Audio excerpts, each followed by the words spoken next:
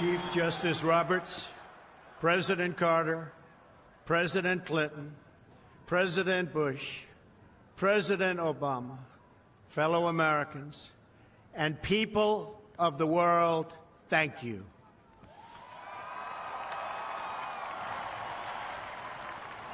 We, the citizens of America, are now joined in a great national effort to rebuild our country and restore its promise for all of our people. Together, we will determine the course of America and the world for many, many years to come. We will face challenges. We will confront hardships, but we will get the job done. Every 4 years, we gather on these steps to carry out the orderly and peaceful transfer of power. And we are grateful to President Obama and First Lady Michelle Obama for their gracious aid throughout this transition. They have been magnificent. Thank you.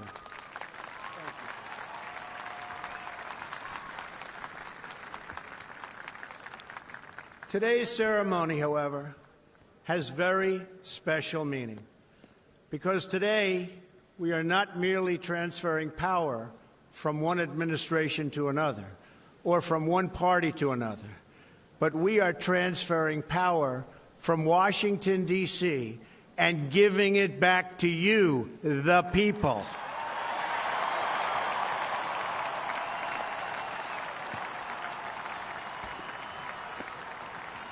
For too long, a small group in our nation's capital has reaped the rewards of government while the people have borne the cost. Washington flourished, but the people did not share in its wealth. Politicians prospered, but the jobs left and the factories closed. The establishment protected itself, but not the citizens of our country. Their victories have not been your victories. Their triumphs have not been your triumphs. And while they celebrated in our nation's capital, there was little to celebrate for struggling families all across our land.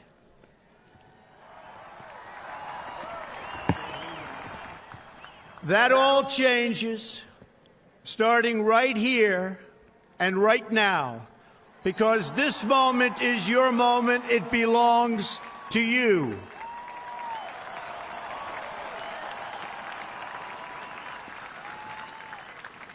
It belongs to everyone gathered here today and everyone watching all across America.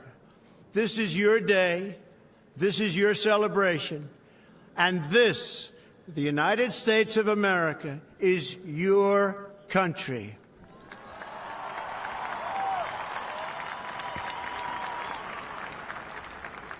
What truly matters is not which party controls our government, but whether our government is controlled by the people. January 20th, 2017 will be remembered as the day the people became the rulers of this nation again.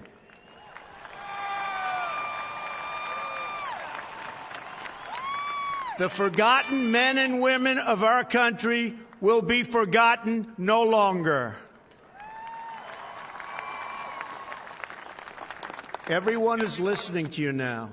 You came by the tens of millions to become part of a historic movement, the likes of which the world has never seen before.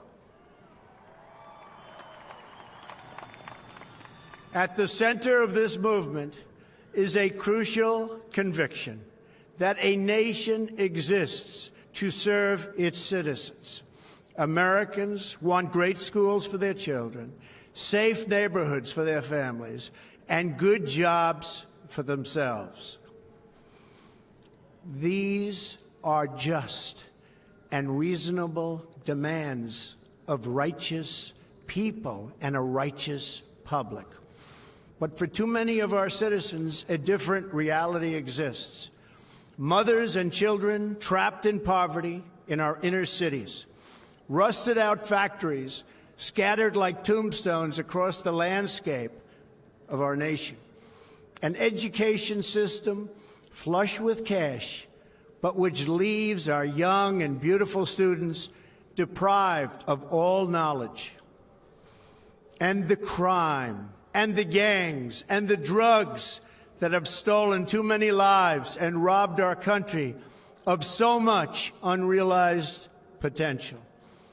This American carnage stops right here and stops right now.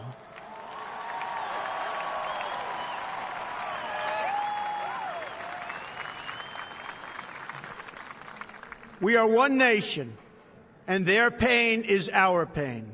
Their dreams are our dreams, and their success will be our success. We share one heart, one home, and one glorious destiny. The oath of office I take today is an oath of allegiance to all Americans.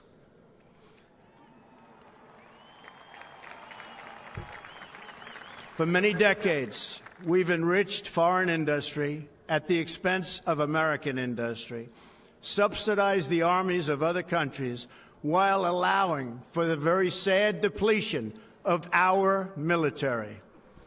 We've defended other nations' borders while refusing to defend our own.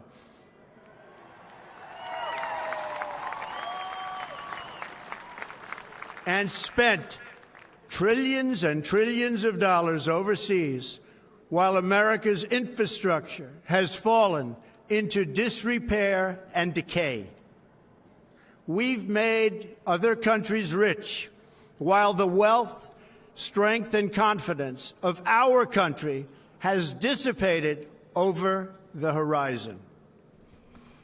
One by one, the factories shuttered and left our shores, with not even a thought about the millions and millions of American workers that were left behind. The wealth of our middle class has been ripped from their homes and then redistributed all across the world. But that is the past, and now we are looking only to the future.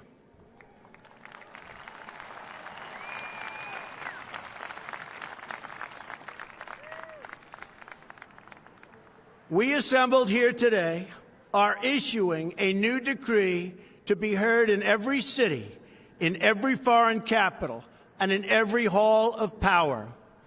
From this day forward, a new vision will govern our land.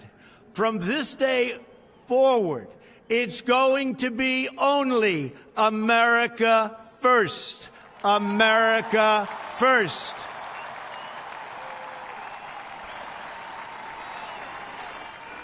Every decision on trade, on taxes, on immigration, on foreign affairs will be made to benefit American workers and American families. We must protect our borders from the ravages of other countries making our products, stealing our companies, and destroying our jobs.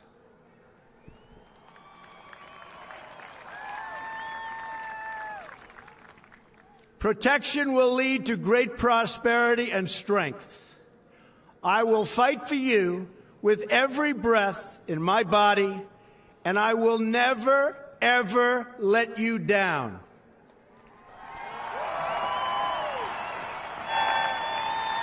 America will start winning again, winning like never before.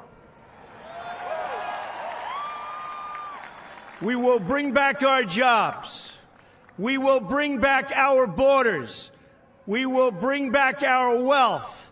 And we will bring back our dreams.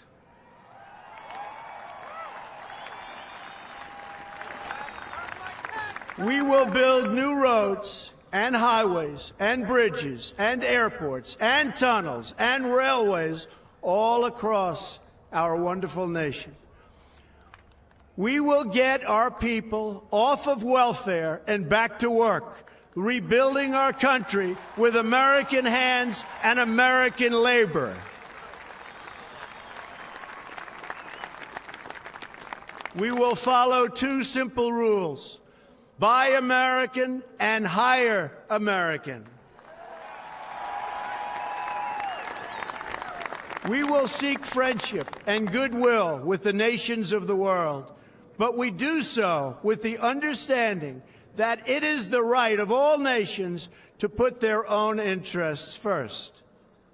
We do not seek to impose our way of life on anyone, but rather to let it shine as an example. We will shine for everyone to follow. We will reinforce old alliances and form new ones and unite the civilized world against radical Islamic terrorism, which we will eradicate completely from the face of the earth.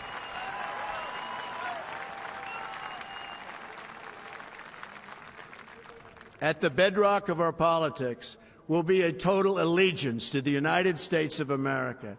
And through our loyalty to our country, we will rediscover our loyalty to each other. When you open your heart to patriotism, there is no room for prejudice.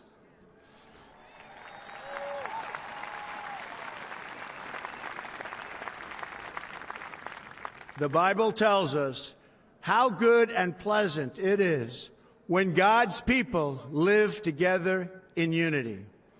We must speak our minds openly, debate our disagreements honestly, but always pursue solidarity. When America is united, America is totally unstoppable.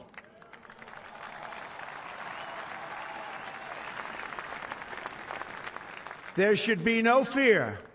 We are protected, and we will always be protected. We will be protected by the great men and women of our military and law enforcement. And most importantly, we will be protected by God.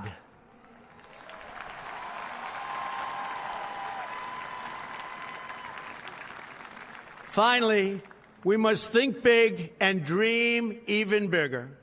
In America, we understand that a nation is only living as long as it is striving.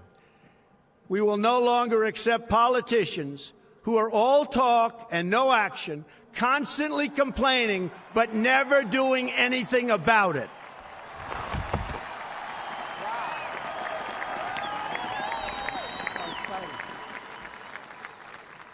The time for empty talk is over. Now arrives the hour of action.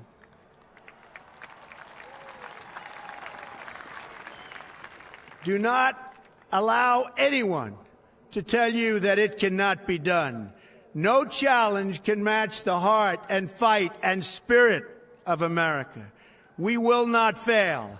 Our country will thrive and prosper again. We stand at the birth of a new millennium, ready to unlock the mysteries of space, to free the earth from the miseries of disease, and to harness the energies, industries, and technologies of tomorrow. A new national pride will stir our souls, lift our sights, and heal our divisions. It's time to remember that old wisdom our soldiers will never forget, that whether we are black or brown or white, we all bleed the same red blood of patriots.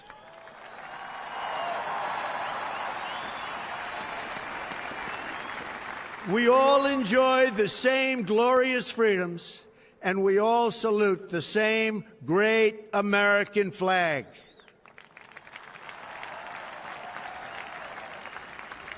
And whether a child is born in the urban sprawl of Detroit or the windswept plains of Nebraska.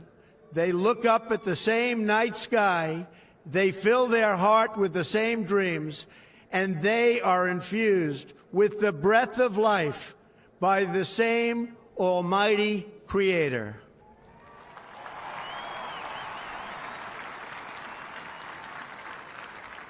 So to all Americans, in every city, near and far, small and large, from mountain to mountain, from ocean to ocean, hear these words: you will never be ignored again.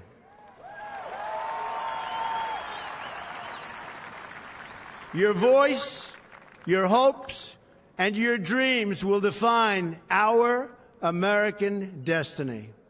And your courage and goodness and love will forever guide us along the way. Together, we will make America strong again. We will make America wealthy again. We will make America proud again. We will make America safe again. And yes, together, we will make America great again. Thank you, God bless you, and God bless America. Thank you. God bless America.